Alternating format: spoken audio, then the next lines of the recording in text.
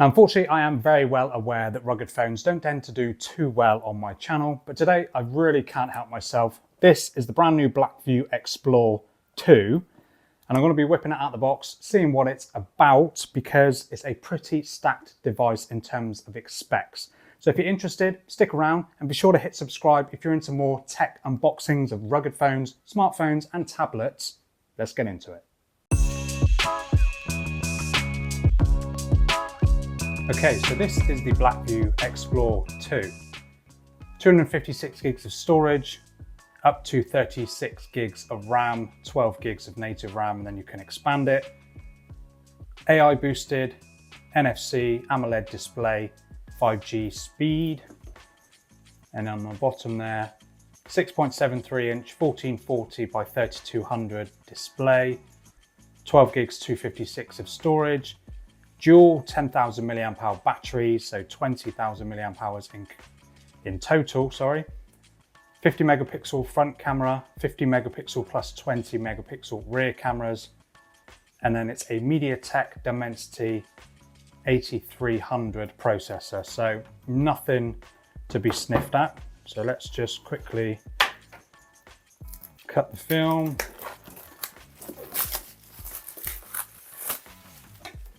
And whip it out of the box. This is always the fun part. You've got two flashlights on the back of the phone as well, which I'll show you a little bit in a second. So inside the box, of course, you get the phone, 120 watt power delivery for the charging. Obviously, it's just a 2-pin plug, and you've also got a USB-A and a USB-C port there as well. And the one with the phone is a USB-C to C, which is nice. So here is the Blackview Xplore 2. Wow, this is a hefty device. Pop that aside for a second. You just got a bit of paperwork, a sticker type thing by the looks of it. And then you've also got a lanyard as well, which is cool. So let me just chuck all this to one side and we'll take a look at the phone.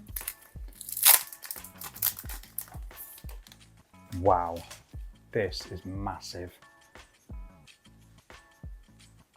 Hefty device, 620 grams. So it's not the most sleek device in the world, as to be expected. Oh, before I peel that off, oh, it's just the same information there as I read out before. Pre-applied screen protector, which is nice. So let's power the phone on. See how thick those bezels are.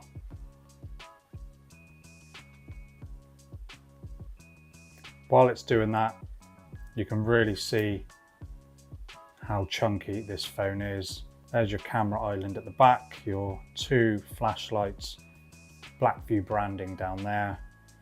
A customizable button on the left, volume rockers there, your SIM tray. You can have a micro SD card to add up to 1 terabyte of storage. So there's the display. Bezels are relatively chunky at the top and the bottom, to be expected for a rugged device. Let's just quickly connect to the Wi-Fi. So after putting my Wi-Fi information in and putting in my Gmail account, it's now asking me to set up a PIN, which I will just do, and set up the fingerprint scanner as well, which is in the display. And there was me looking for it on the side of the phone, but you've actually got an in-display fingerprint scanner on this one. So we'll see how quick it is to register and how quick it is once we're all up and running. Just got to get the edges. There we go. I won't add another one just yet. Agree to all your Google services, bits and bobs. I don't want to back up any of my stuff. Choose your search engine, Google, of course. Share information, etc. Google Assistant, turn that on. Skip Google Pay, and then you can change a few other bits if you want to. I'm not going to do that just yet. So we'll do gesture navigation, but you can of course do the buttons if you're not quite familiar or don't get on with gesture navigation. And here is the Blackview Xplore 2 App Store. There out of the box, 120Hz display, and it's an AMOLED display, and this actually looks like a really nice display. Previous Blackview phones I've used have just been bog standard IPS LCDs and they don't look that great at all, but this looks really nice, really smooth, which is really great. Now if I just jump into the settings very quickly and just go through a few of the bog standard bits: Wi-Fi and Bluetooth information, Android Auto, SIM cards, other wireless connections, so you've got NFC, personal hotspot, VPN, Bluetooth sharing, etc. Display settings, so you've got dark mode, which you can schedule to come on or off if you want to. I'll leave it on light mode for now. And then of course night light, all the usual bits and bobs if you just want to customize your display how you want it. You can change the size of the display, so you can make it a little bit smaller just to fit a little bit more content on there. I will go back to what it was. And then you've got font settings as well, so you can change the font if you want to as well. And then you've also got auto screen rotate, which I will turn on as well. Screen off activity, color temperature, etc. Color contrast, screensaver, reading mode, hide notifications, blah, blah, blah, blah, blah. Smooth display. So you've got smart, so you can dynamically go between 120Hz and 60Hz, depending on what you're doing. Force it on 120Hz all the time. Have it to 90, or you can have it to standard for power savings. Although with a 20,000 milliamp hour capacity battery, I don't think you'll be needing that too much. Wallpaper and personalization, it's just the usual bits. Although saying that, there are some really nice live wallpapers on here, which are actually really cool. I do really like those. That's pretty cool. Another one there. That looks very iPhone-like, if you ask me. Then you've got a few more sort of abstract, geometric, nature, and then you can view more wallpapers if you want to. Oh, advert. That doesn't. Not a good start. And then you can download some more live wallpapers if you want to. I'm not going to do that just yet. And then of course you can go back into the fonts area here. Icons, so you can change the icon size and the icon shape. I'm going to choose that, which, although thinking about it, I think that was the one it was already on. Let's go with that one. More of the squircle, what they call it. You can change the size of the icons and icon style as well, which I'm not going to do just yet. Oh no, let's go back. System style, you can change the colors of when you're swiping down, etc. I'm not going to do that just yet. Always on display, it's off by default, but you can turn that on and then you can change the information that it's going to display for you. Energy saving display, time display, etc. Dynamic lighting effect. Turn that on. Incoming cool light effect, blue. Change that to green. That's pretty cool. And then notifications, you can have it come up when you get a notification, etc. And then you can go into sound and vibrations, gestures. So the vibration motor in this is pretty bog standard for a budget-ish phone. So touch feedback I'm going to turn on because the haptics aren't the best, obviously what you'll find on a flagship phone. I'm going to turn that off. It's a dual SIM phone as well. And then of course you can add a micro SD card up to 2 terabytes expansion. Sorry, it wasn't a terabyte, which I mentioned earlier. Auxiliary function. What else have we got? Battery information. So you've got battery saver, super battery saver, charging protection, the usual charging things, battery percentage, which you can show in the status bar, and then battery health, which is becoming a very common thing on Android phones now, not just on iPhones.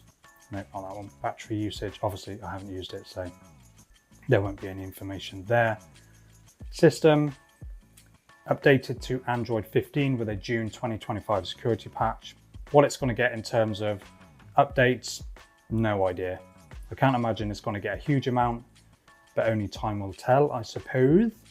And then there's just some more information. So it's running Doke OS 4.2 on top of that Android 15, MediaTek Dimensity 8300 processor, maximum 3.35 gigahertz. So it's got some grunt. Then you've got 12 gigs of RAM, and I'm pretty sure you can change that up to 24 gigs extra.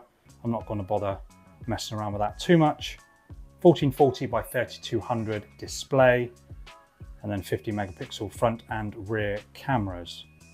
So it's a pretty stacked device. Let me see if I can find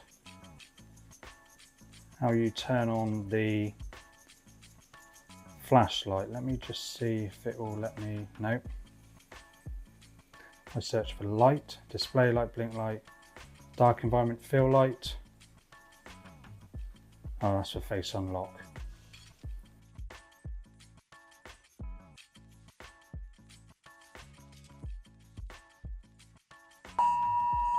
Sorry about that. There was that emergency thing that just blared through every single phone that I have turned on. So that was a bit of a disaster, really.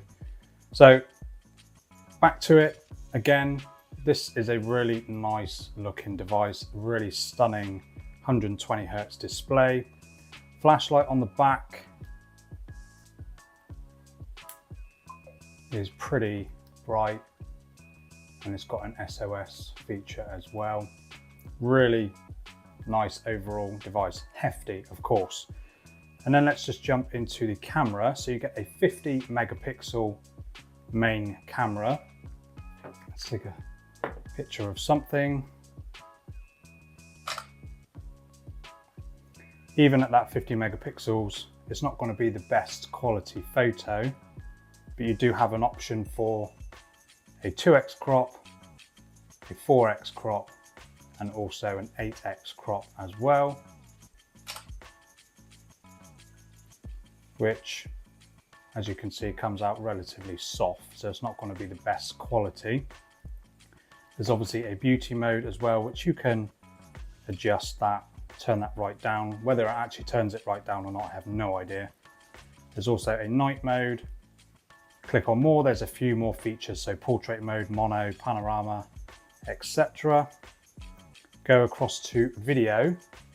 Now you can shoot HDR10 plus video, and then you've got full HD 60 FPS, 4K and 4K 60 FPS video recording, which is nice. And then you've got a 50 megapixel photo mode as well, which 9 times out of 10 doesn't actually produce noticeably better photos. And then you've got a 50 megapixel selfie camera, which, aside from my lips looking pretty pink, doesn't look horrendous. Detail wise, it actually looks all right. And I've got a hideous straight hair around my collar. So let me know what you think of this Blackview Xplore 2 so far. I will be demonstrating a few more of its more rugged features, of course, because that's what this phone is. It's a rugged phone. I can't obviously display that here at my desk, so I'll be putting a load of YouTube shorts, TikToks, Instagram reels and stuff up demonstrating the durability of this phone. So be sure to follow me on those. In-display fingerprint scanner, not the most responsive, but it's all right. So definitely get subscribed to my YouTube channel to be able to follow those bits, and follow me on Instagram and TikTok for a bit more information on the durability of this phone. So that's my first impressions.